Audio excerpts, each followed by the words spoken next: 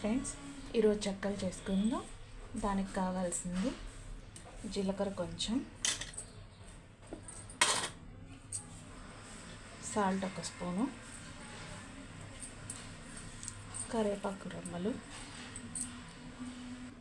నానబెట్టి ఉంచుకున్న పెసరపప్పు, ఒక స్పూను పచ్చిమిర్చి, అల్లం మిక్సీ పెట్టుకుందాం.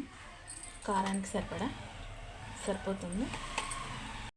కాచిన నూనె కొంచెం, ఇంకా వాటర్ వేసి కలుపుకుందాం ఫ్రెండ్స్. ఇదంతా కలుపుకున్నాం ఫ్రెండ్స్. ఇక చెక్కలు ఒత్తుకుందాం. స్టవ్ వెలిగించుకొని కళాయి పెట్టుకొని ఆయిల్ వేసి, ఆయిల్ వేడైన తర్వాత చెక్కలు వేసుకున్నాం ఫ్రెండ్స్. అంతే ఫ్రెండ్స్, చెక్కలు అయితే కాలే, తీసుకుందాం ప్లేట్లోకి. అంతే ఫ్రెండ్స్, చెక్కలు చూసారా, వేడి నూనె వేయడానికి గుల్లగా పొంగిని. నచ్చితే లైక్ చేయండి, షేర్ చేయండి, కామెంట్ చేయండి. Thank you friends.